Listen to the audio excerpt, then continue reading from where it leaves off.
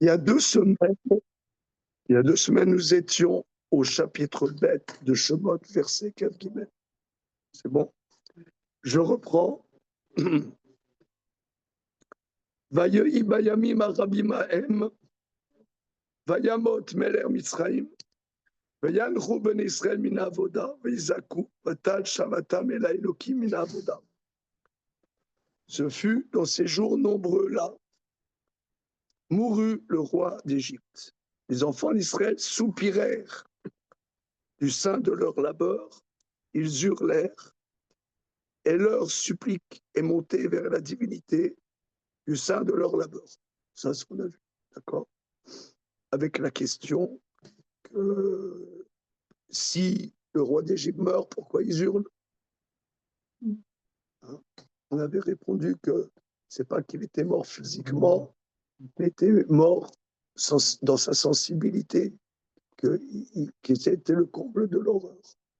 Et on en avait développé pourquoi fallait-il attendre le comble de l'horreur pour que Dieu décide de sauver les enfants d'Israël.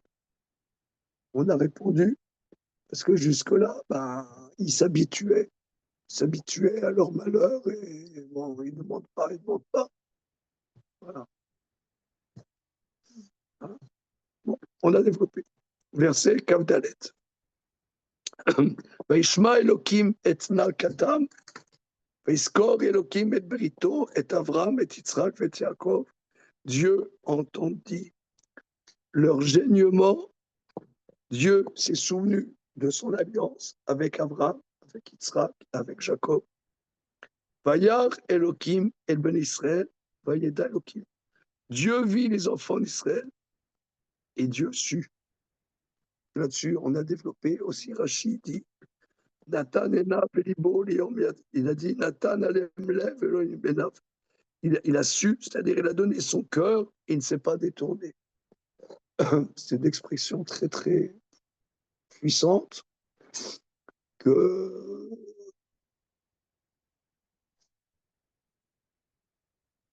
là, Dieu a apporté une attention véritable à ce qui se passait. Et que c'est pas gagné. C'est pas gagné. Bon, tout ça, on a vu. Là, nous allons commencer le chapitre Guimel. Et ça va être opération sauvetage. Opération délivrance. Ouais. En anglais, c'est mieux. Deliverance Operation. C'est mieux en anglais, en français, c'est bidon. Non. Hein? Exfiltration. Opération Exfiltration Operation. Voilà. Alors, ce étant, je passe la parole à Jérémie Selam, verset Aleph du chapitre Guimel.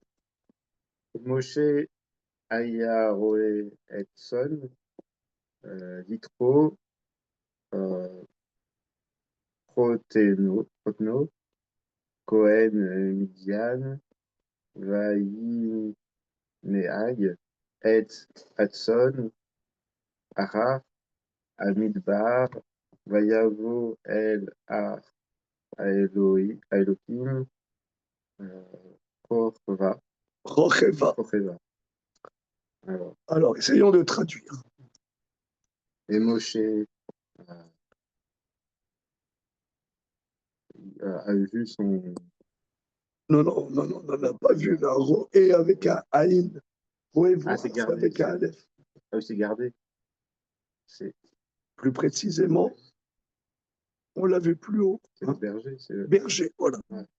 Et Moshe était berger. Hein. Oui. On a vu ça. Du troupeau de Yitro, son beau-père. Très bien. Cohen, prêtre. On a vu autre chose que prêtre. Oui, c'est-à-dire la traduction première, c'est prêtre de Midian, mais Onkelos traduit et Rachi relève le grand homme de Midian, la grande personnalité de Midian. Vaï, mais...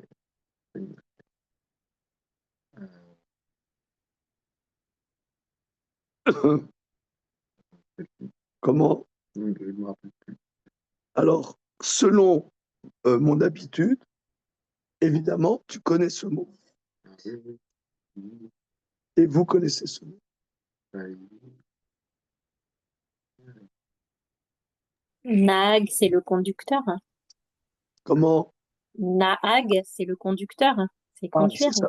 Ouais, Nahag, en hébreu moderne, le conducteur de l'autobus, le conducteur du taxi, etc. Nahag. Mais il y a un mot aussi que tu connais, qui est de la même série. Si tu sais, je vais le dire, tu dis, mais oui, mais c'est bien sûr. Mayan, Il y a le mot minag, qui c'est qui a dit Minag? c'est moi. Ah oui, mais il y a le mot Minag. C'est quoi? Ouais. Une coutume, une habitude, un minag. Une coutume, une habitude. Tu connais ce mot minag? Oui, oui, bien sûr. N'est-ce pas que tu connais? Oui. Alors, qu'est-ce que tu me dis que tu connais pas? Ah, il me dit, il connaît pas. Tu connais, tu vois? Donc, regardez. L'hébreu, c'est la langue que vous connaissez. Moi, par exemple, je vais apprendre le chinois. Je ne pense pas que je connaisse. Je ne pense pas. Mais l'hébreu, c'est la langue que vous connaissez. Donc là, tu vois, minag, c'est-à-dire c'est une conduite. Nous avons l'habitude de faire, c'est une conduite, on se conduit comme ça, c'est un minag. Donc, conduire, na'ag, conduire, c'est conduire. Alors, donc, Moshe était le berger du troupeau de Yétro, son beau-père, le grand prêtre, le grand homme de Midian, Vainag et Tatson, Arar Amidbar. Il conduit Conduisis, c'est bien. son troupeau après Oui. le désert. Ah, alors, arrête sur image. Il conduisit le troupeau après le désert. C'est une drôle d'idée quand même, non? Oui. C'est-à-dire, tu as un troupeau et donc on est là-bas, on avait dit Midian. Moi, je dis c'est Médine, donc c'est en Arabie. Tu as le désert et tu vas après le désert. Il n'y a pas grand-chose après le désert. Non, tu vois, des fois, tu arrives dans des endroits, tu te dis, c'est après la fin du monde. Tu as l'impression que le monde s'arrête là, et ben non, ça continue. Après, c'est un truc complètement chaotique. Il amène son troupeau. Qui aurait l'idée d'amener un troupeau après le désert? Alors, vous voyez ici, c'est la vertu de la traduction précise. C'est que il conduit dans le désert. Bon, d'abord, le désert, quand on parle de désert dans les versets bibliques, c'est pas forcément le désert des dunes, mais c'est plutôt, vous voyez, les collines en Judée, en Eretz Israël, il y a des collines, tu vois, de caillasses. Autour de Jérusalem, tu as des caillasses. Je pensais ça, ce qu'on appelle après la caillasse, tu vois, tu as des caillasses. C'est en pauvreté plutôt la steppe, la savane. Voilà, donc il conduit son troupeau après le désert. Donc là, c'est une anomalie qu'il va falloir décrypter. Donc il conduit le troupeau après le désert. Vayavo elar Elohim choreva. Et il est là, Oui, à la, à la montagne. Non, oui, oui, à la montagne. à la montagne. Ar, c'est la montagne. Dieu. On revoit. Choreva. Alors, analysons ce mot. Chorev, c'est un lieu dit. En réalité, Chorev, c'est un des noms du mont Sinaï. Chorev, c'est un des noms du mont Sinaï. Donc là, il va avec son troupeau, il arrive à la montagne de Dieu. Rachid dit, c'est la montagne où plus tard, il y aura la révélation du Sinaï. Et cet endroit, s'appelle Sinaï, ou bien Chorev. La Gemara, en traité Shabbat, demande quel est le vrai nom de Sinaï. Est-ce que c'est Chorev? Est-ce que c'est Sinaï? Donc, quel est le vrai nom? Et l'autre, c'est comment dire, un qualificatif. Maintenant, Choreva, le et à la fin, c'est la destination. On voit souvent ça. Hein. Par exemple, Mitzrayma, il descend en Égypte. Mitzrayim, c'est l'Égypte. Mitzrayma, c'est en Égypte. Le et à la fin est le signe de la destination. Donc, il arrive à la montagne de Dieu à Horeb.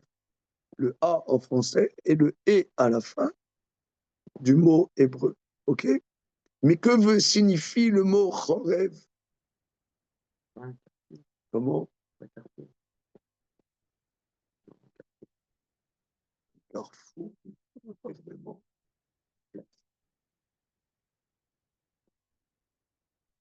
Rechov. Ah, c'est bien. C'est intéressant. Rechov.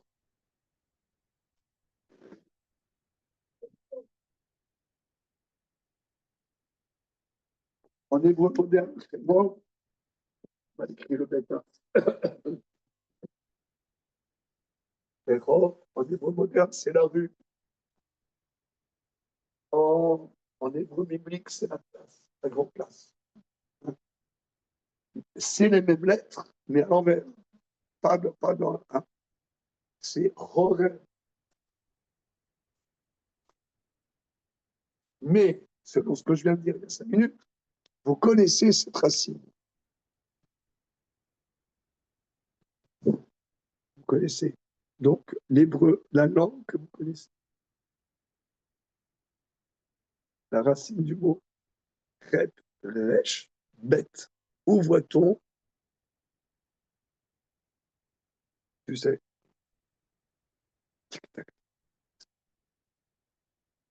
Mettez votre. C'est Corban. Comment? C'est comme?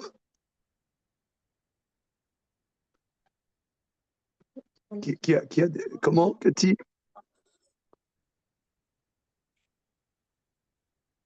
J'ai pas entendu, excuse-moi. Allô? Oui, Oh, mince. c'est comme?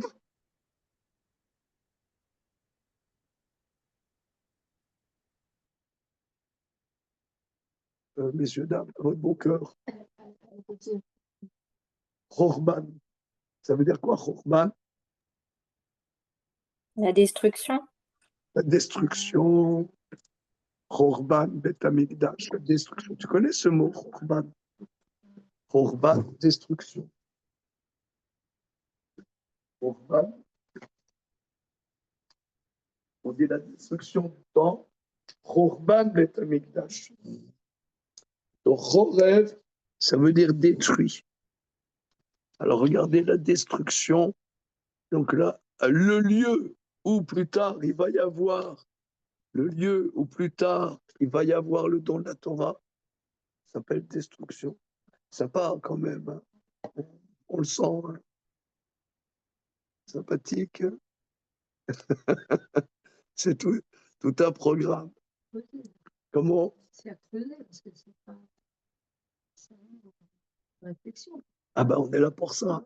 Hein. Donc, si vous voulez, après le désert, c'est un endroit quand même qui n'est pas hospitalier, un endroit bien inhospitalier. Qu'est-ce qu'il peut avoir après un endroit inhospitalier comme le désert?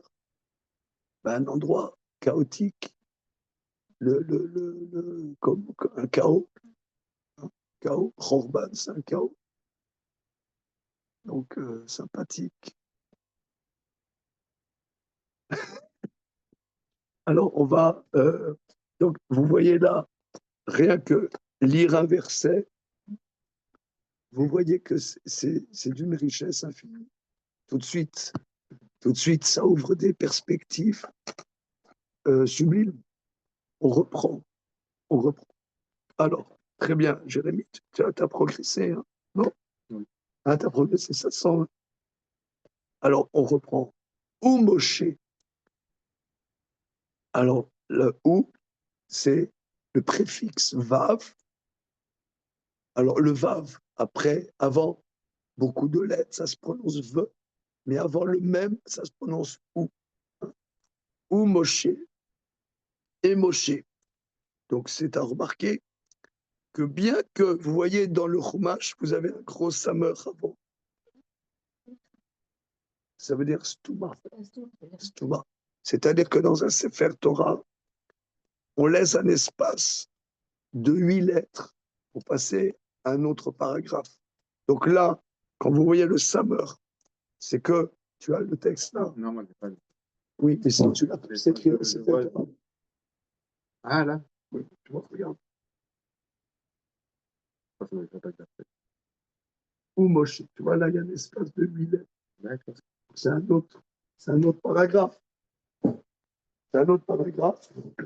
Eh bien que ce soit un autre paragraphe, la Torah met et Moshe, ça veut dire c'est la suite. C'est-à-dire que maintenant, Akadosh Baruch Hu la décrète qu'il va y avoir la délivrance, il va y avoir le sauvetage des enfants d'Israël. Donc c'est la suite. C'est la suite. Et Moshe, Aya Roé et Son Yetro, était berger du troupeau de Yetro. Mais on peut s'interroger, on voit depuis qu'on étudie ensemble que souvent le passé, c'est le futur avec un verbe conversif. D'ailleurs, dans la suite du verset, c'est écrit Vainag et Tatson, il conduisit le troupeau. Donc, Inag, ça veut dire il conduira avec le verbe, il conduisit. C'est un passé, d'accord? C'est un passé. C'est un passé du forme futur avec le verbe conversif. Or là, Aya, c'est un passé, un véritable passé. Pourquoi là maintenant, on dit Vaï Moshe Roé, il fut un berger. Pourquoi on dit il était? Il y a une différence entre en français, en il fut et il était. Et bien en hébreu, il y a la même nuance. Dire que Moshe fut berger, ça veut dire qu'il a fait plusieurs travaux. Il était camionneur, ensuite il était videur dans une boîte de nuit, ensuite il était, comment dire, auto-entrepreneur dans l'informatique. Et après, il a été berger. Ouais, mais dire il était berger, le Midrash dit que Moshe était berger fondamentalement. C'est le berger par excellence. Il a toujours été berger. C'est comme on dit, depuis qu'il est enfant, il est comme si, tu vois. Il était berger. Moshe, c'est le berger. Il a toujours été berger. Et c'est parce que Moshe, qu'est-ce qui a fait qu'il a été choisi par Dieu pour être, disons, le Messie de l'époque, si on peut s'exprimer ainsi. C'est lui qui a été le sauveur des enfants d'Israël. Qu'est-ce qu'il a fait? Il a fait l'ENA, il a fait quoi? Il a fait quoi? HEC, il a fait quoi comme étude? C'est berger dans son leader. Non, berger. Alors, je vous ai photocopié le Midrash Rabbah, qui est, là, on va faire un peu un développement là-dessus. On va faire un développement là-dessus parce que c'est un Midrash extrêmement bouleversant et instructif. Alors, je crois que j'ai mis sur le groupe la dernière fois, donc il y a 2 semaines, j'ai mis en PDF, je crois, donc regardez sur le groupe cours d'hébreu biblique, je crois que j'ai mis en PDF la dernière fois. Je veux bien être ajoutée dans ce groupe pour les prochaines fois. Ah, tu es pas? Non, Ah, d'accord. non. Mais pas grave, la prochaine.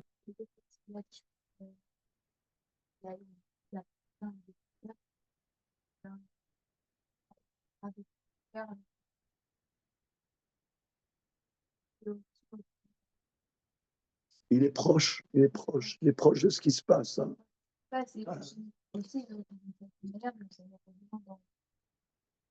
Ah, très bien, il y a une proximité absolument, c'est très juste. Mais on va voir ce midrash, je l'ai déjà passé. Alors, Joël, je te mets tout de suite sur le groupe. Excusez-moi une seconde. Petite seconde.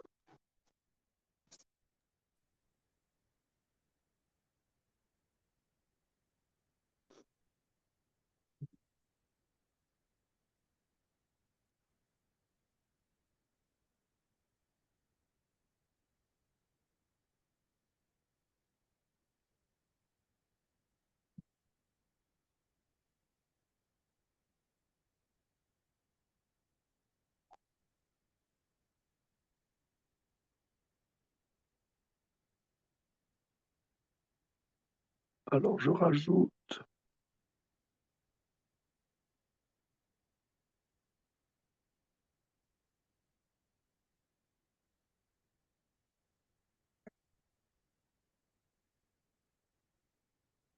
Ah, Ouais, super, et merci. je vous renvoie PDF.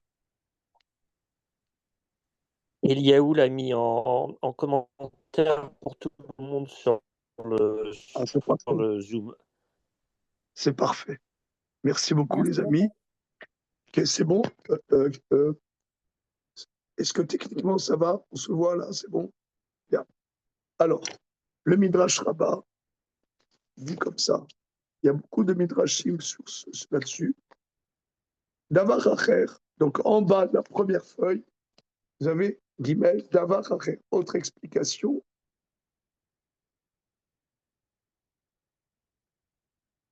Davar Acher, autre explication.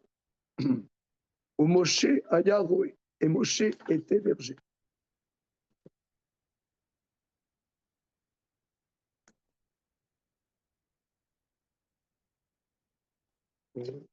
Non, c'est le bête, pardon. La lettre bête. Où Moshe aya roé. Et Moshe était berger.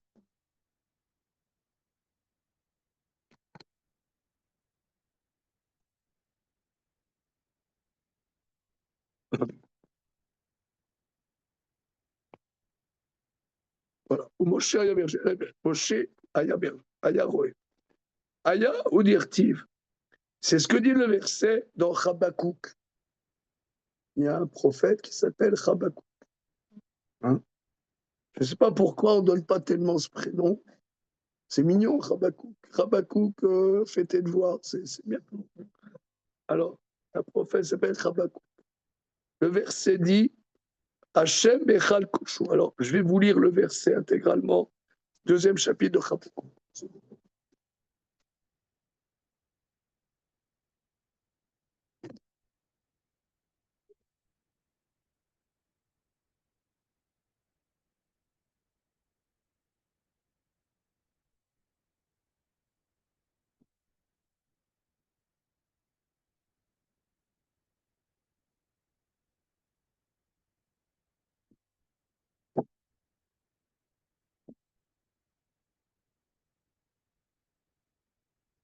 Ouais.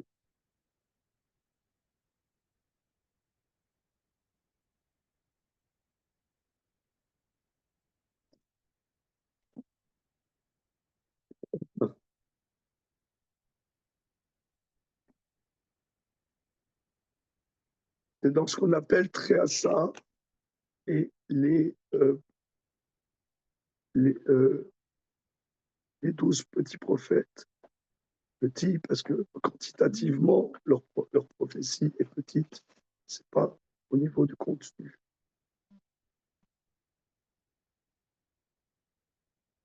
Voilà. Alors, verset dit,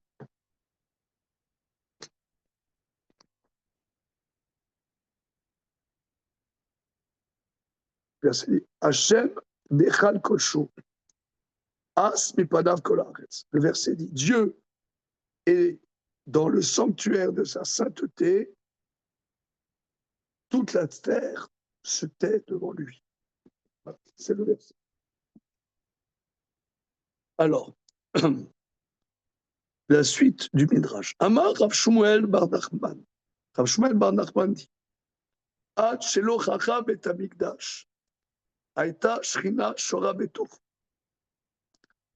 Tant que le Bet Hamikdash n'était pas détruit, vous voyez, détruit, c'est charav. Hein, le mot que nous venons de voir. Donc, ce qui est bien dans cette édition du Midrash, c'est qu'il y a les voyelles. Donc, avant que ne soit détruit le temple, vous voyez, charav, détruit, avant que ne soit détruit le temple, la présence divine résidait dedans. Chez Néma, comme dit le verset dans Teilim, Hachem Echad Koshu. Donc, on a le même verset dans Teilim. Excusez-moi, je vais chercher Teilim parce que maintenant, on a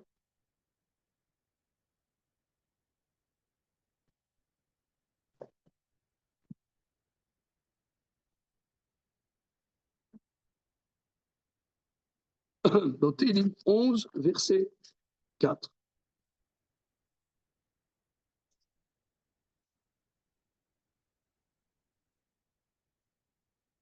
Je vous lis dans les psaumes 11, verset 4. Le verset dit comme ça Hachem Echad Kodsho, Hachem Bashamaim Kiso, Enav Ichezu, Afapav Ifranu Bene Adam. Dieu est dans son sanctuaire Kadosh.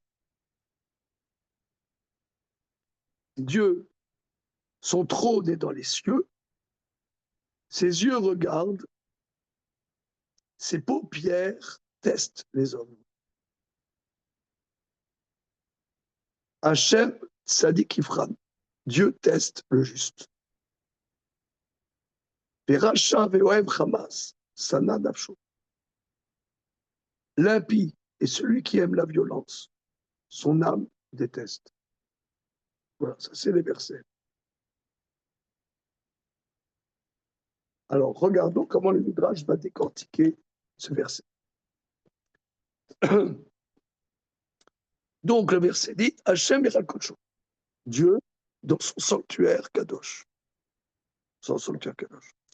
Mais chez Rara Bet Hamikdash, quand le temple a été détruit, Nistalka Ashechina Lashabaim. La présence divine s'est retirée dans les cieux. C'est la suite du verset. Hachem Hashamim Mechin Kiso.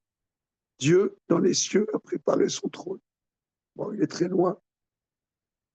Où est Dieu? Est-ce que y a un lien avec Dieu ici sur terre? Question qu'on peut se poser. Oui. Ah, mais- Parce que sa création dit par lui. Donc, parfait. Oui, mais alors c'est pas ce que nos maîtres disent. Hein? Ils disent que quand il y a le temps, il y a la Shekhinah. J'ai pris un autre coup, j'ai pris pour Shekhinah. Il y a la Shekhinah, la présence divine se révèle quelque part. Mais c'est peut-être une autre dimension. Oui, alors c'est ça. Il y a c'est-à-dire, on peut percevoir. C'est parce que vous demandez à Mélenchon, tu lui dis wesh, dis-moi, est-ce que tu as perçu Dieu aujourd'hui? Il dit, je sais pas, peut-être à la mosquée. Non, ce que je veux dire, il y a beaucoup de gens qui ne reconnaissent pas Dieu. Je sais pas, vous en avez peut-être, moi j'en ai rencontré. Hein? Où est-ce que la présence divine est perceptible? Alors, d'aller au temple, même quelqu'un qui ne voulait pas percevoir la présence de Dieu, il la percevait. Il était content ou pas content, mais il l'acceptait ou non. Mais c'était perceptible. Donc maintenant, c'est plus perceptible. Hachem, il est dans les cieux. Je pense que la perceptible en globalité, le pour perceptible individuellement, c'est une chose. Oui. Maintenant, vous allez voir, vous allez voir comment le Midrash il va avancer. Il y a un suspense. Suspense. Où est la présence divine? Hein, d'accord? Donc le temple est détruit, il n'y a pas la présence divine. Bien. Rabbi Lazar Omer. Donc on est à la 4e ligne en haut. Rabbi Lazar Omer. Lo zaza ashokina mitora echal. La présence divine n'a pas bougé du sanctuaire. C'est-à-dire, il y a toujours le lieu du sanctuaire, il y a toujours une présence divine. Chez Neymar, comme dit le verset, Vayu enai velibisham. Dieu dit, avec un anthropomorphisme, mes yeux et mon cœur sont là-bas. Si vous voulez, c'est pour ça que beaucoup de gens vont prier au Kotel, parce qu'il y a malgré tout une présence, c'est ce que le verset dit. Mes yeux et mon cœur sont là-bas. Voilà. Bien. Vechen ou Omer, et un verset dit, Koli el Hashem ekra, vayanani me'arkodsho sela. Ma voix vers Dieu j'appelle, il me répond de sa montagne sainte, éternelle. Rafalpi shiuchara, areu bekdushato. Bien que le temple soit détruit, il y a toujours la sainteté là-bas. Donc ça, c'est la première thèse, qu'en vérité, il y a toujours une trace de sainteté à l'endroit du temple, bien qu'il soit détruit, il y a comment une trace de sainteté là-bas. Ça, c'est la première thèse. On passe quelques lignes. Il va y avoir une autre thèse. La 3e ligne large. Amar Rabbi Enai. Amar Rabbi Enai. Rabbi Enai dit Afalpi, chez Shrinato Bashamayim, bien que sa présence divine, le temple est détruit, d'accord? Donc, on a vu dans le verset que la présence divine s'est retirée. Donc, 3e ligne, Ignacio, 3e ligne. Amar Rabbi Enai. Afalpi, chez Shrinato Bashamayim, bien que sa présence divine soit dans les cieux, Enav Yechezu Afapav Ifranu Benada. Ses yeux regardent, ses paupières testent les hommes. Machal Lameler, ça ressemble à un roi. Shayalo Pardes, il avait un verger. Ubanabo Migdal Gavoa. Et il a mis dedans une grande tour. Vitziva Meler, Shitnu les taureaux poalim, Shayu Oskim Bemlarto. Il a ordonné le roi qu'il mette des ouvriers pour qu'ils travaillent dans la construction de la tour, dans ce verger-là. Amar Ameler, le roi dit, Kolmi Shemit Kacher Bemlarto, Itol Sra Mushlam. Toute personne qui fait bien son travail aura un très bon salaire. Kolmi Shemit Alsel Bemlarto, Inaten Bedemus. Et celui qui est feignant dans son travail, je le mets en prison. Pour que les choses soient claires. Ameler, Zé, Meler Malcham Lachim. Ça, c'est la fable. Mais le roi, c'est le roi des rois des rois. À Pardès, le verger, Zé Aolam. Chez Nathan, Akadosh Baruch Hu, l'Israël Betoro, l'Ishmor HaTorah. Ce verger, c'est le monde que Dieu a donné à Israël dedans pour respecter la Torah. Voilà. Vitna Imaem. Et il a posé une condition. Vama. Mishu Shomer et la Torah, Regadaten le Fana. Celui qui respecte la Torah, il a le jardin d'Éden devant lui. Ou Mishenu Meshamra, Regino. Celui qui ne respecte pas la Torah, il est dans l'enfer.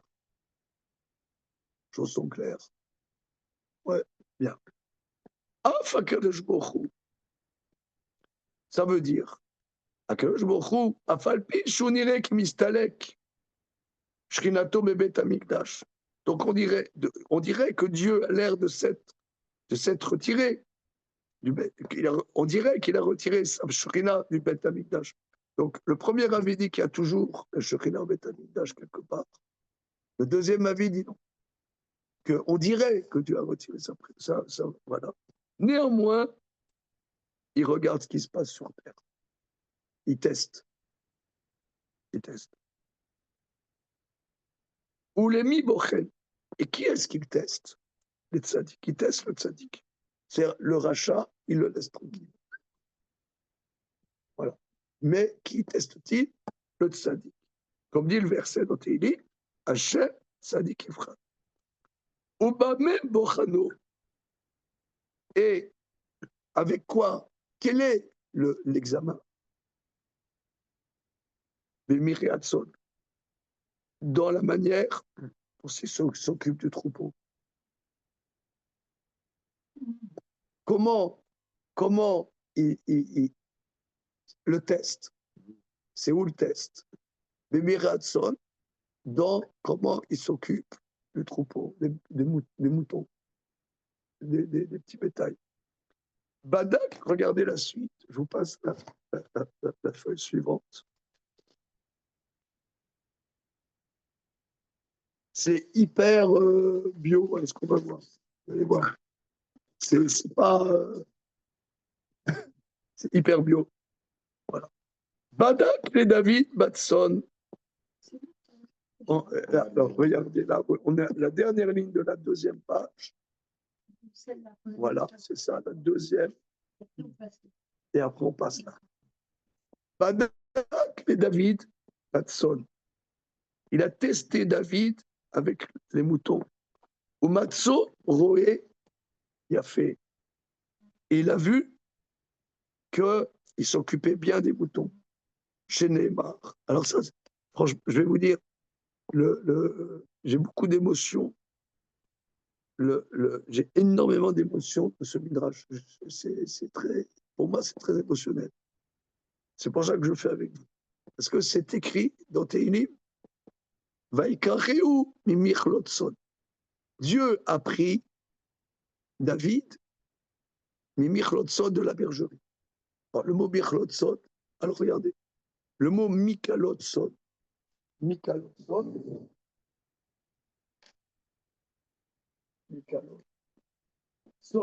c'est le petit bétail. Mikalot, alors en hébreu biblique et en hébreu actuel, la prison, ça se dit bête à Calais. La prison Calais et la prison. Ça se dit encore comme ça. Bête à Calais. Car Calais, c'est bloqué. Calais est empêché. Calais, ça veut dire empêcher le mouvement. Ouais, on va demander à Nicolas Sarkozy comment c'était. Ouais, et empêcher le mouvement, il ne peut pas aller prendre un pot comme il veut, aller à McDo. D'accord? C'est empêché.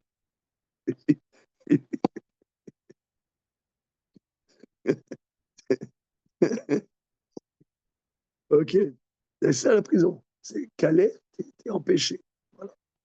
Mais le verset dit dans Télim, Dieu prit David, Mimikalotson. Alors évidemment, la bergerie, c'est ce qui contient le petit bétail. Hein, voilà.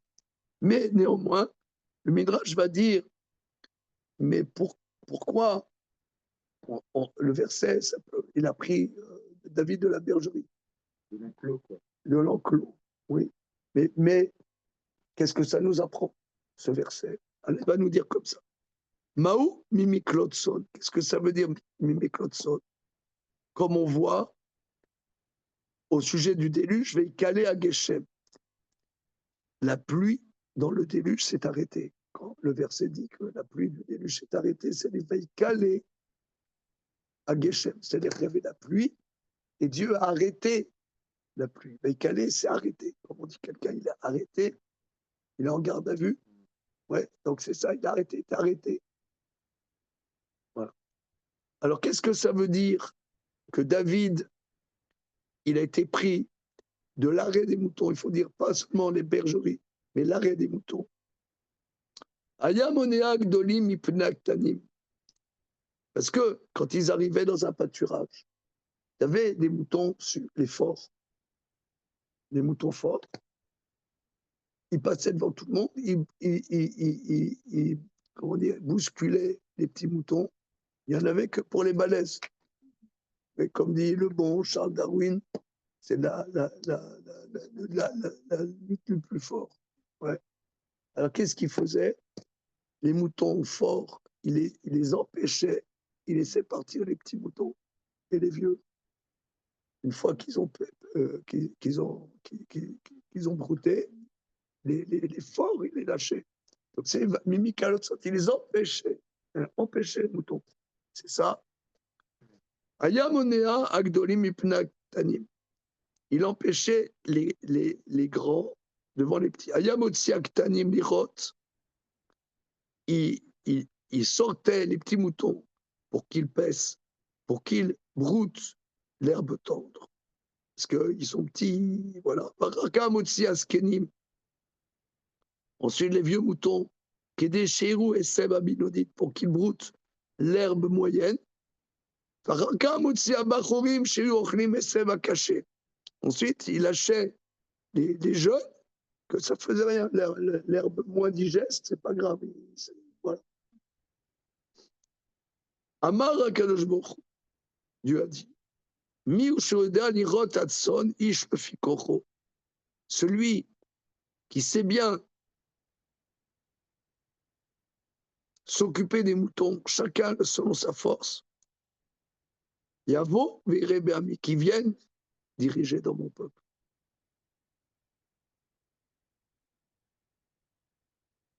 Alors, qui viennent s'occuper de mon peuple. En vérité, ce n'est pas diriger. Il va être le berger de mon peuple. Ada ou Dirtiv, c'est ce que dit dans Teilim. Miachar alot et vio lirot beyakov amo.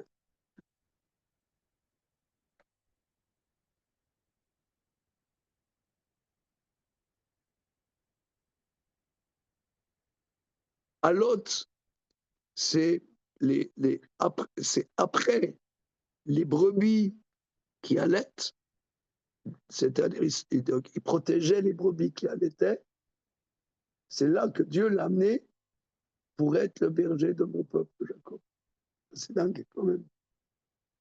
C'est-à-dire comment il a testé, comment il s'occupe des animaux, il comprend les animaux, et il est proche des animaux, il les protège, et il est patient. C'est dingue. Dieu dit, allez, ça, c'est bon. Donc là, vous voulez, on pourrait dire où est-ce qu'il est Dieu? Il est là. Aujourd'hui, il n'y a pas le temple, mais il est là.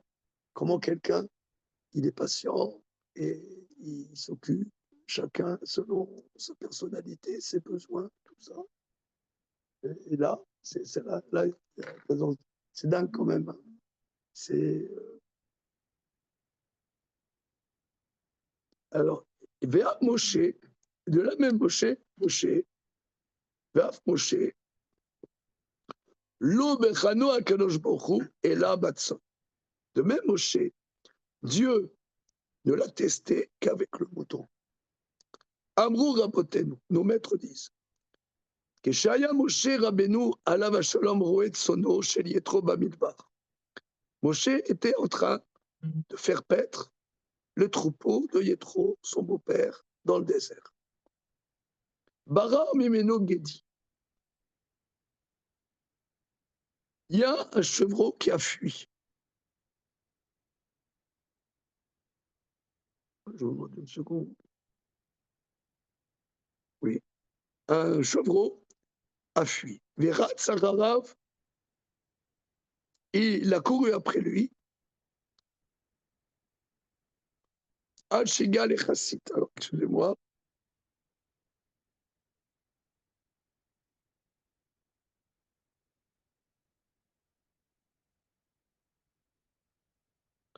Alors, le mot Chassit, je vois de ce que j'essaie de comprendre précisément.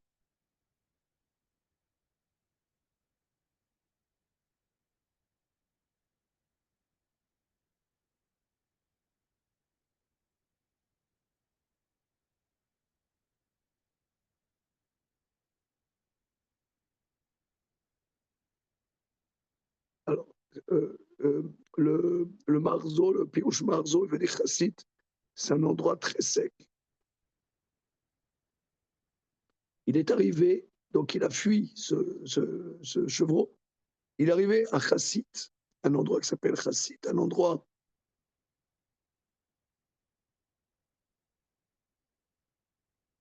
le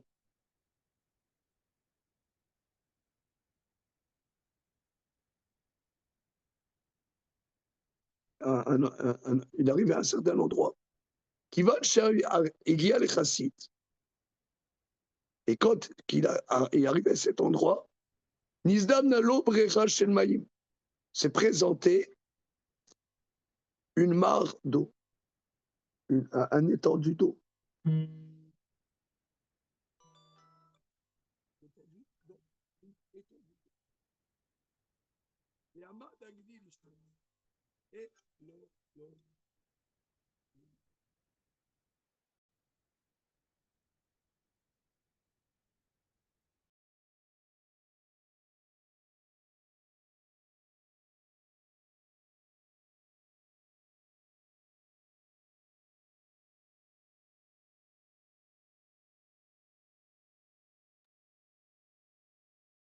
une seconde, excusez-moi. C'est bon? Ok, excusez-moi. Alors, il arrivait une étendue d'eau et le chevreau a commencé à boire. Qui va chez Moshe Etzlo. Quand Moshe est arrivé à côté de ce chevreau, Amar, il a dit Ani lo été yodéa sheratz shaita mipne samé. Je ne savais pas que tu courais parce que tu avais soif. Donc il a vu. Et un chevreau, il s'est cassé. Il courait, il courait, il courait. Moshe court après lui pour le rattraper. Il est responsable, c'est son job. Il ne doit pas perdre des moutons. Hein. Donc il y a un mouton, il part, etc.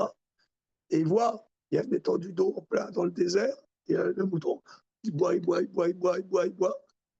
Et d'ailleurs, moi, je ne savais pas pourquoi tu t'étais tiré. Je ne savais pas pourquoi. Mais je vois, parce que tu avais soif. Aïfata, tu dois t'épuiser. Tu dois t'épuiser, parce que quand tu as très, très soif, après que tu bois, ça fait un choc à l'intérieur. Il dit, tu es épuisé. Il l'a pris sur ses épaules, il est retourné vers son troupeau.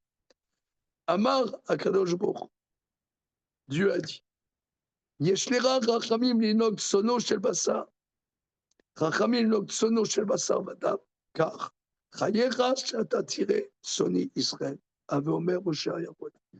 Dieu a dit, tu as la pitié pour t'occuper du troupeau d'un être humain, ton beau-père en l'occurrence. Eh bien toi, tu vas être le berger de mon troupeau Israël, comme dit le verset, Moshe était berger. Donc c'est the berger. Ouais. Comment on dit en anglais? Shepherd. Ouais. En anglais, c'est mieux. Je sais pas, ça fait gospel. C'est shepherd. Moi, c'est shepherd. Alors voilà, le berger. Alors, on est interloqué. Parce qu'il y a 2 ans, il y avait les écrivains israélites qui m'avaient demandé de faire des cours sur l'écologie dans la Torah. Bon, ouais. Alors, le premier cours, j'ai rapporté ça. Parce que c'est quand même incroyable, c'est vachement écolo. Non, je sais pas. Non, hein, pas, hein, c'est Mimi tout plein. Maintenant, on pourrait dire pourquoi ils sont testés dans dans le troupeau. Tu pourrais dire, je ne sais pas, moi, ils sont testés parce qu'ils sont instituteurs d'une classe de CP. C'est aussi du boulot, non? Ils étaient bergers, voilà. Tous les personnages centraux de nos traditions étaient bergers. Hein, tu as les patriarches, David et Moshe. Donc, c'est vraiment les personnalités centrales de la construction d'un Israël. Pourquoi? Et le Midrash ici, il est très bouleversant. C'est-à-dire que Dieu, il s'occupe de quoi actuellement? Il s'occupe de ça. qui s'occupe des moutons. Pourquoi on ne dit pas qu'il était, pourquoi on dit pas qu'il était un bon moniteur dans une colonie de vacances? Peut-être, hein. Moi, ça me... Parce que les animaux, c'est déjà, etc. Pour être ailleurs. Donc, pourquoi, chaque président a sa place et en François, tout est Oui, alors, je trouve ce que vous dites est tout à fait bien. Que pourquoi les animaux? Donc, vous dites très bien, parce que les animaux, ils ne parlent pas. Donc, c'est vraiment du vivant brut. C'est du vivant. Il faut vraiment porter son attention pour comprendre. Tu vois, un petit garçon, une petite fille te dit j'ai faim. Ouais, j'ai faim, machin. Mais ok. Mais là, il y a pas. Il faut porter vraiment son attention. Voilà, je savais exactement. Donc là, c'est un niveau supérieur. Et ce midrash, où est quel jour? Où? Là, on ne le voit pas. On ne le voit pas. Où il est? Il est là. Il s'occupe il porte son attention à comment le tzaddik, en vérité, c'est pas un dirigeant, c'est un accompagnateur. Euh,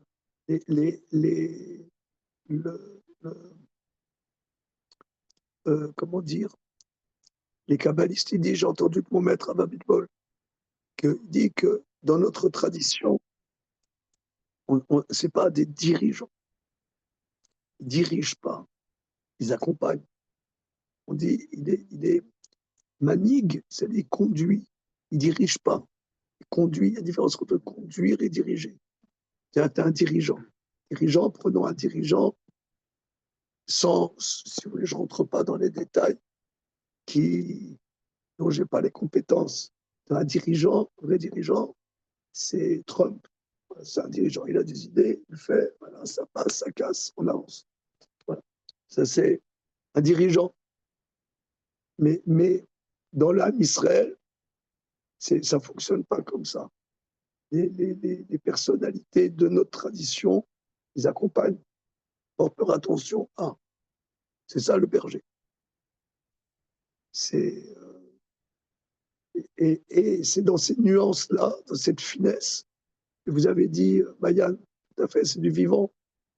Parce qu'Akadosh Baruch Hu, et vous l'avez dit aussi, hein, vous l'avez dit parfaitement, Akadosh Baruch Hu, c'est lui qui nous donne la vie. Il fait attention à notre vie. Il nous donne la vie. Nous, c'est vrai que nous, on n'est souvent pas contents de la vie que Dieu nous donne. Je ne sais pas, sauf vous, vous êtes contents. Mais la plupart des gens ne sont pas contents. Ils disent oui, je ne me sens pas bien, j'ai les pieds à plat plat. Ah, mon Dieu, que c'est embêtant d'être toujours patraque.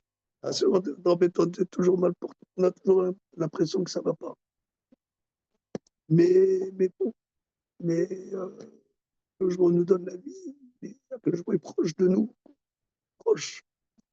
Et on ne s'en rend pas compte de ça. On ne se rend pas compte. Et quand il y a des gens comme Moshe, comme David, qui se rendent compte de ça, alors, vous l'avez dit très bien, donc je me retrouve, il est proche. Il est proche des personnes qui ont cette même attitude.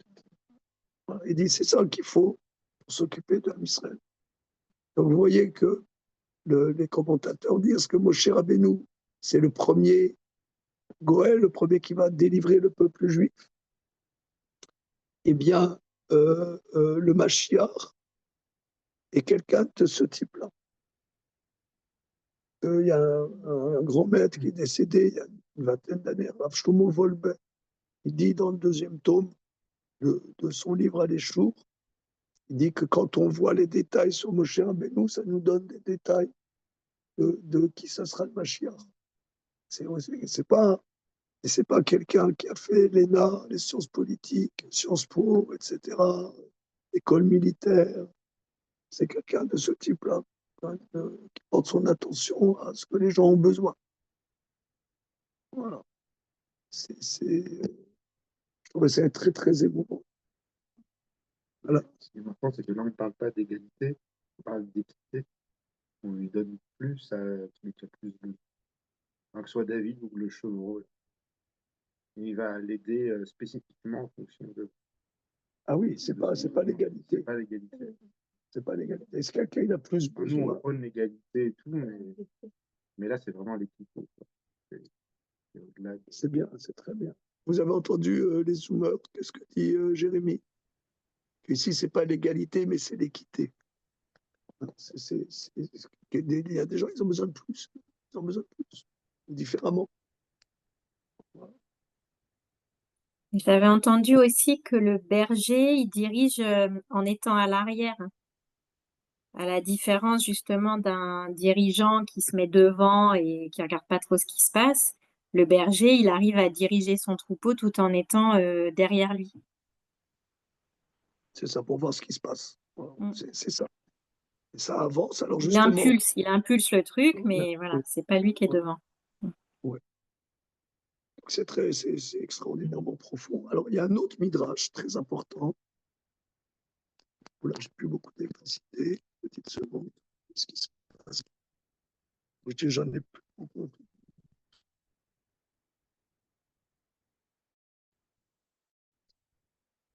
Voilà.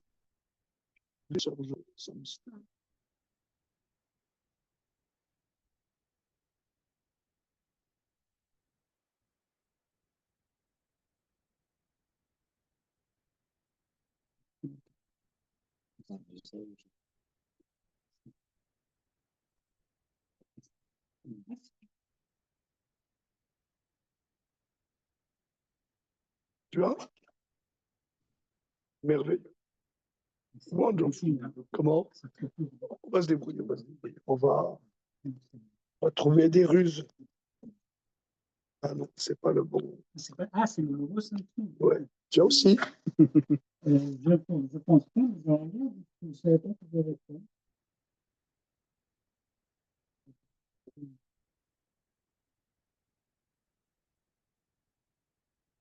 C'est la 500.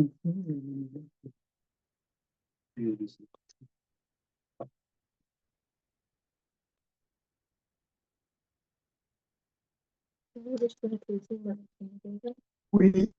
Excusez-moi, il y a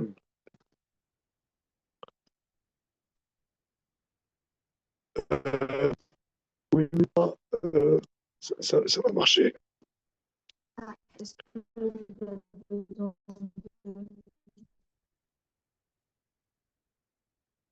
Il n'y a pas les signes sur les. Regardez, tu peux envoyer un message que je vais chercher chez moi.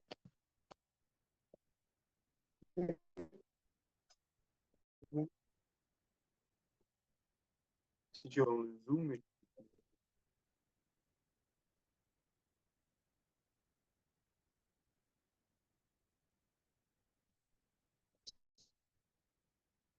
Excusez-moi, je n'ai plus d'électricité. Alors, je vais faire. Je vais vous administratrice. Alors, regardez, vous m'entendez? Les-moi 2 minutes. Ok. Un message que je vais chercher.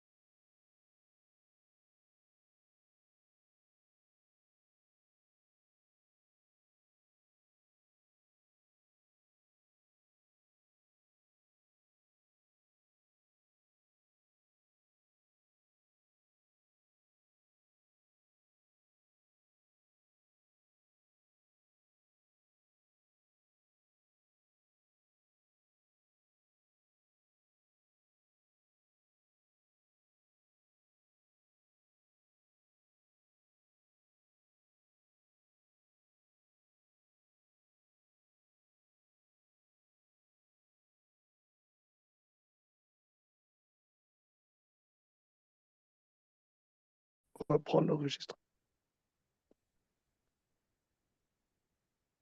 OK. Alors, excusez ces petits contretemps.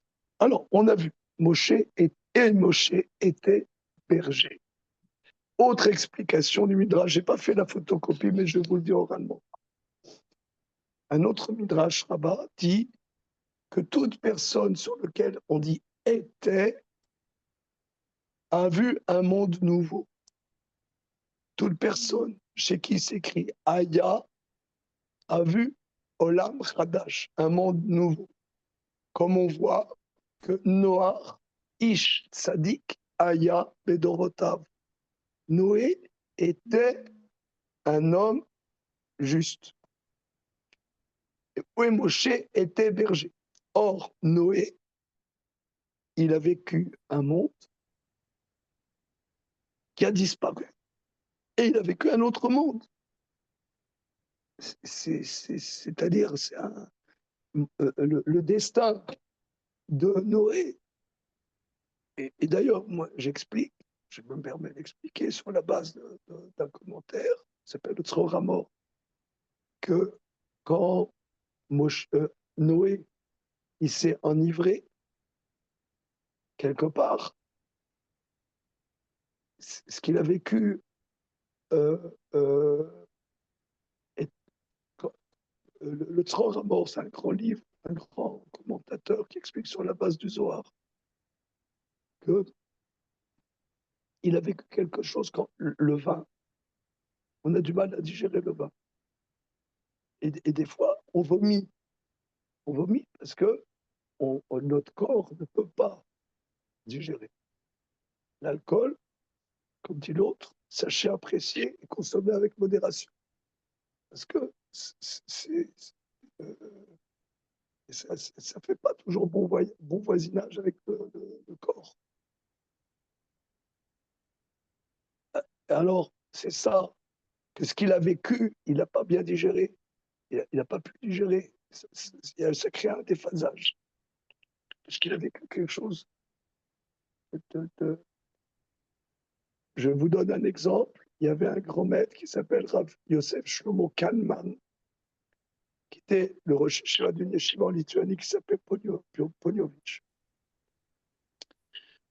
Et il a réussi, je crois, en 42-43, à partir de Lituanie qui était dans la tourmente. Je ne sais pas comment, pourquoi il n'était pas là-bas. Tout a été massacré là-bas, toute sa yeshiva, sa famille.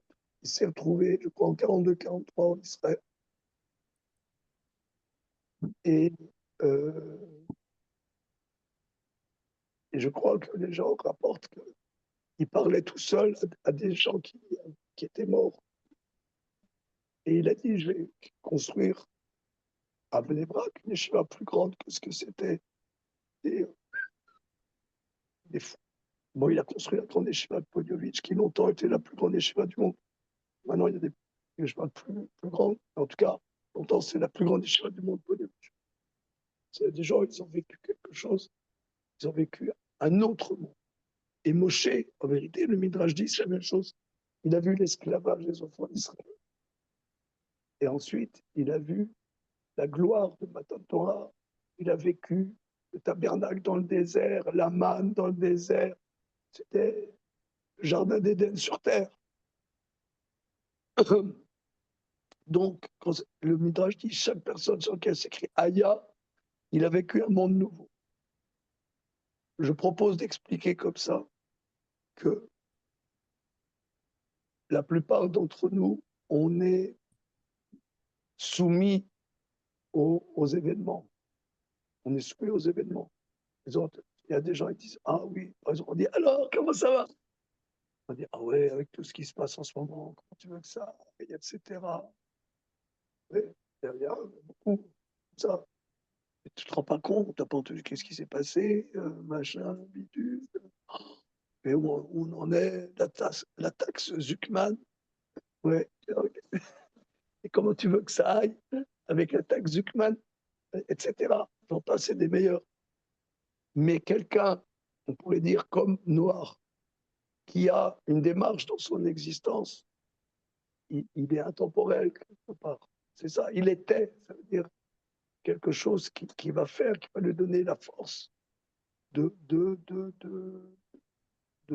d'accéder à des renouveaux, de tenir les brouhaha de l'existence et accéder à quelque chose complètement, à un renouveau complet. Parce que la génération avant le déluge était aussi complètement dépravée. Et bien, Noé, finalement, même s'il y a eu après, quelques centaines d'années après, il y a eu la tour de Babel, ce n'était pas la même dépravation qu'avant. Les gens se sont ressaisis, donc ce n'était pas une société dépravée comme avant. Il a vécu quand même un autre monde. Donc Moshe, c'est pareil.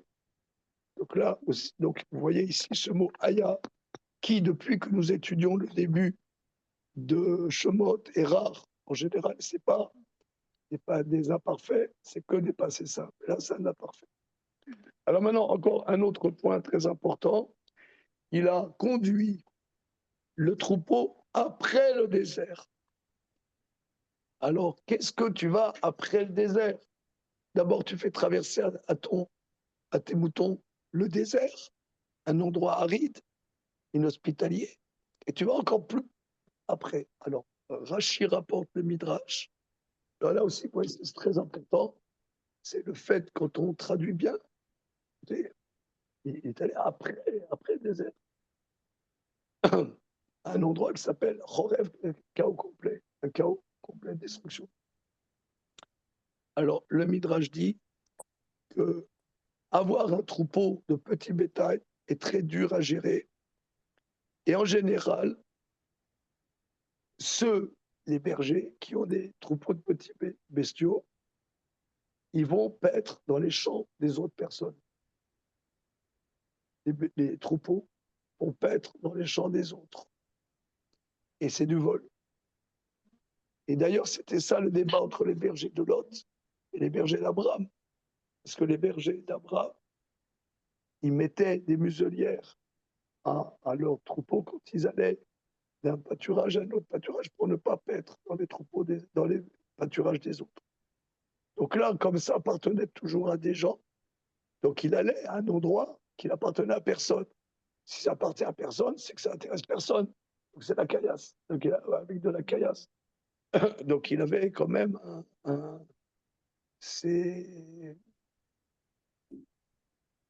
on voit qu'il avait pitié de son troupeau, mais il ne voulait pas voler. Donc ça le mettait dans des difficultés fondamentales. Et c'est là que Dieu s'est révélé à lui, parce que il est dans une situation où tu ne peux même pas t'en sortir dans la vie. Donc Dieu se révèle à lui, justement dans cet endroit chaotique. Si vous voulez, pour moi, c'est une parabole de l'existence. Quand quelqu'un, souvent, il y a des gens, ils font des choses qu'ils n'aimeraient pas faire. On va dire, ils font des compromissions, ils font ils se compromettent ou ils se dire, je cherche un mot synonyme, des compromis, voilà. Ils font des compromis dans la vie. Des choses qu'ils n'aimeraient pas faire, des choses qu'ils n'aimeraient pas faire. Ils font un boulot qui ne leur plaît pas, avec des patrons qui ne sont pas d'accord avec ce qu'ils font dans la boîte. Comme il faut bien vivre. Alors quelqu'un te dit, moi, je veux faire Shabbat, je veux manger cachère. À la limite, un homme, il dit, je veux pas serrer la main des femmes, je veux pas faire la bise aux entreprises, faire la bise à mes collègues. Il faut atterrir, il faut vivre avec son époque. Non, je veux bien vivre avec mon époque, mais je veux pas faire des compromis. Oh, comment tu vas t'en sortir dans la vie? Imbécile. Imbécile, comment tu vas t'en sortir? Eh ben, c'est là que Dieu apparaît à lui. Il se met dans des difficultés, c'est ça. Il est avec son troupeau, il est dans des difficultés. Mais là, il se connecte avec Akadosh Baruch Hu va lui parler. Et c'est le verset d'après. C'est ce qu'on va voir. Verset bête, Ignacio. s'il te plaît.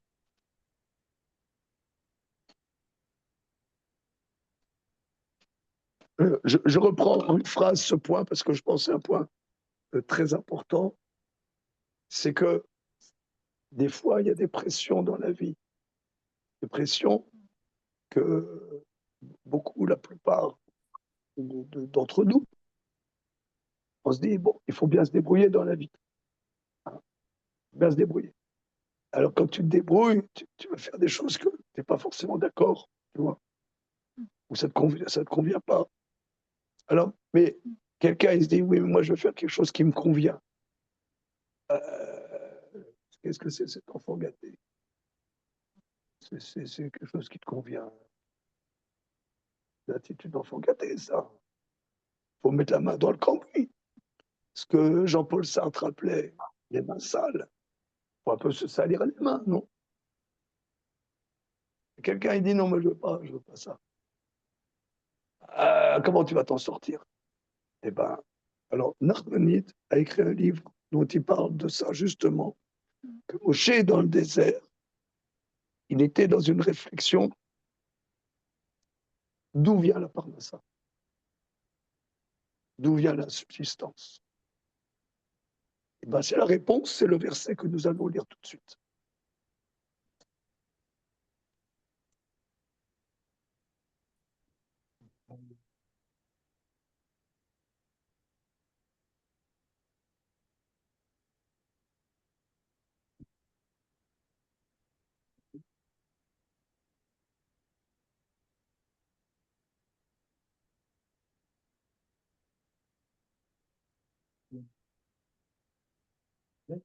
Oui.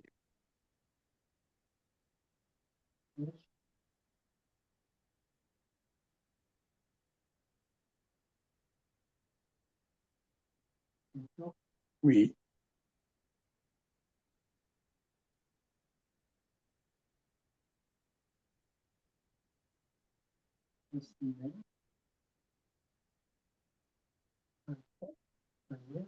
Bayard.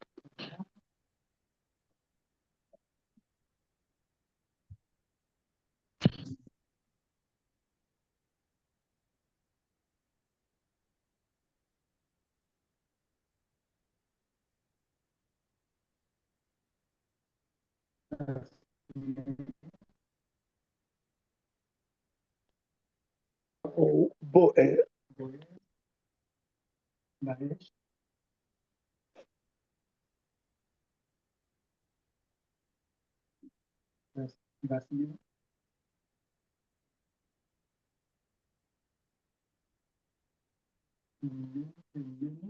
Oui.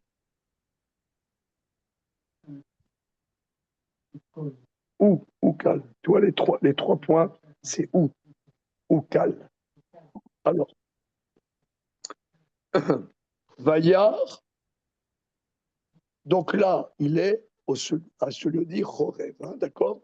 Vayera malach Hashem elav. Vayera, analysons le mot. La racine, c'est roé, qui veut dire voir. Iré, c'est voir. Yera, c'est être vu. Hein? Yera, c'est il verra. Yera, c'est il sera vu. C'est passif. Vayera, c'est fait voir. C'est révélé, voir, gros et un. Resh, Aleph et. Mais là, c'est le futur passif. C'est fait voir. Malar, Hachem. Malar, c'est l'ange. Tu connais, Ignacio, le mot malar, hein? L'ange, un ange de Dieu, s'est révélé, elle, c'est la direction, elle a vers lui. Un ange de Dieu s'est apparu à lui. Des lavat esh. Lave, il y a le mot lève. Le lève esh. Lève, c'est le cœur. La meute bête. La meute bête, c'est le cœur. Mais lavat esh, dans le cœur du feu. Esh, c'est le feu. Hein.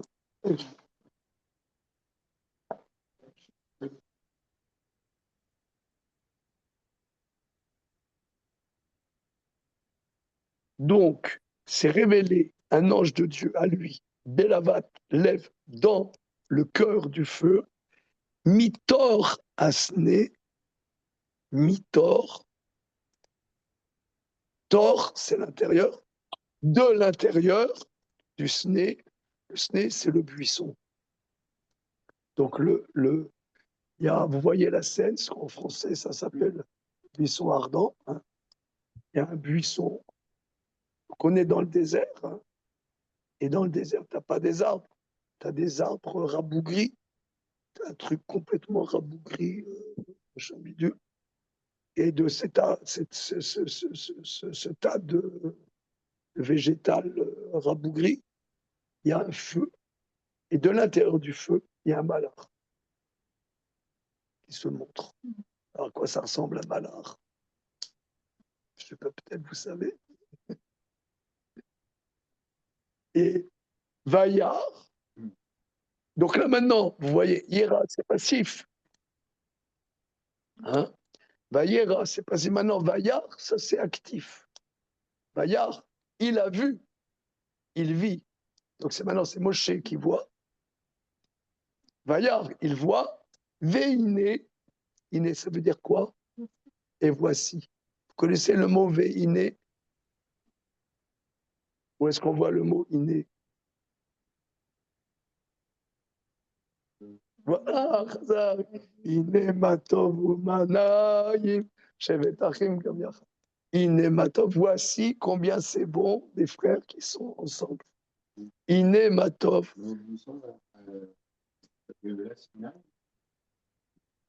Si, c'est le mot sné. Alors, Jérémie demande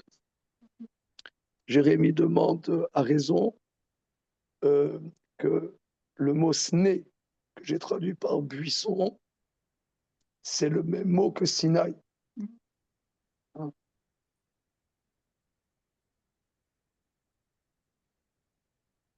Je ne connais pas de réponse. Mais c'est le même mot. Vine asné, donc il vit, qui? Moshe. Vine asné, voilà le buisson, Boer. Comment? Pardon. Joli. Ah non, je croyais que mon micro était coupé, pardon. D'accord. Voilà. Oui. Vine asné, voilà le buisson, Boer. C'est quoi le mot Boer?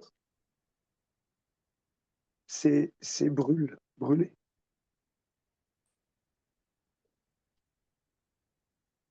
Voilà le buisson brûle, Baesh, dans le feu.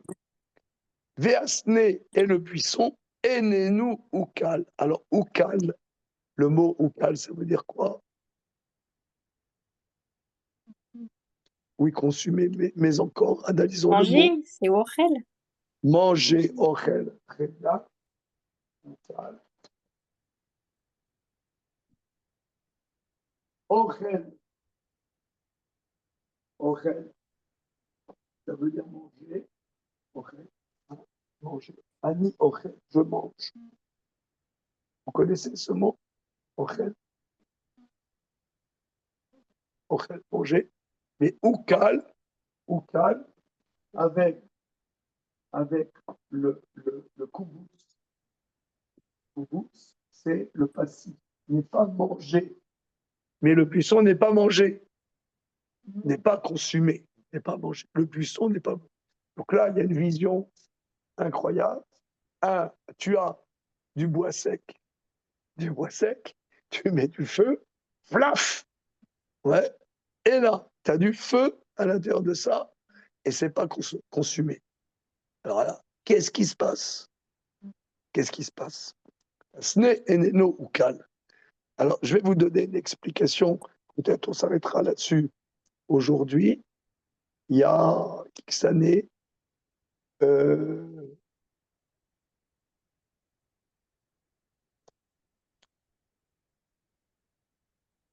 il y avait rue des Rosiers, il y a 35 ans, un coiffeur juif qui s'appelait Layani. À quel âge sans indiscrétion? 18 ans. D'accord. Bon, alors en tout cas, bon. Donc, il y avait rue des Rosiers, il y avait maintenant, il y a plus, nous, avec mon épouse, quand on arrivait dans la région parisienne, rue des Rosiers, il n'y avait que des trucs juifs. Non, il n'y a pratiquement plus rien. Il y avait un coiffeur qui était Lubavitch et qui était très chacham, même très, très chacham, et il faisait des cours. Une fois, il y avait un de mes élèves qui m'a amené à un de ses cours et j'ai entendu de lui, de Yoram, il s'appelait Yoram Layani, une explication sur ce verset extraordinaire. Parce qu'après, le verset d'après va dire, Moshe, qu'est-ce que c'est cette grande vision? Qu'est-ce que c'est cette grande vision? C'est que Moshe, il avait une grande question. Une grande question. C'est que tu as des gens, ils ont un feu intérieur. Un feu intérieur. Et quand quelqu'un il a un feu intérieur, il se brûle. Et par exemple, on dit, toutes les vedettes de rock sont mortes à 27 ans. Hein? C'est connu, non? Jimi Hendrix, Morrison, machin. Ils sont tous morts à 27 ans. Mais pourquoi? Parce que c'est des gens, ils ont un feu intérieur. Mais dans ce monde-ci, soit tu as éteint ton feu, et puis tu vis la vie comme tout le monde, voilà. Ou alors, tu as un feu intérieur et c'est difficile à vivre et même ça brûle, ça consume. Et là, il voit un feu qui ne détruit pas. Il s'est dit, qu'est-ce que c'est que ça? Et c'est ça la Torah. Par la Torah et les mitzvot, ça nous permet que le feu de notre neshama, d'ailleurs, la neshama, le terme neshama, en hébreu, la racine du mot neshama, c'est quoi le mot neshama? Neshama, la racine du mot neshama, c'est l'inshom, c'est respirer. L'inshom, c'est respirer. Noshem, c'est respirer. Mais on peut dire que le noun ne fait pas partie de la racine, et le mot neshama, c'est du mot shemama, qui veut dire désolation.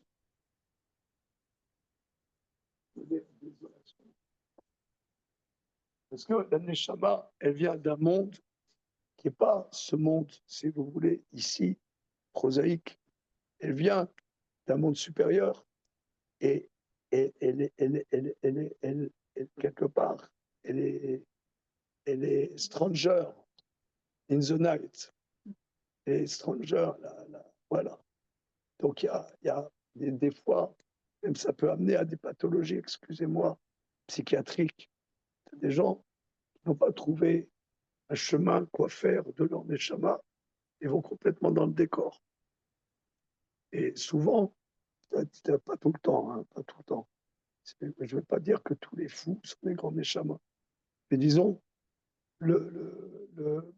souvent, pas tout le temps, tu as des gens, ils ont des grands neshamas et ils sont perdus, complètement paumés avec ça.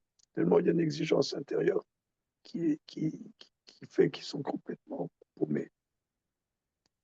La Torah au mitzvot, nous donne la possibilité de vivre avec notre réalité humaine, avec cette neshama, avec notre neshama.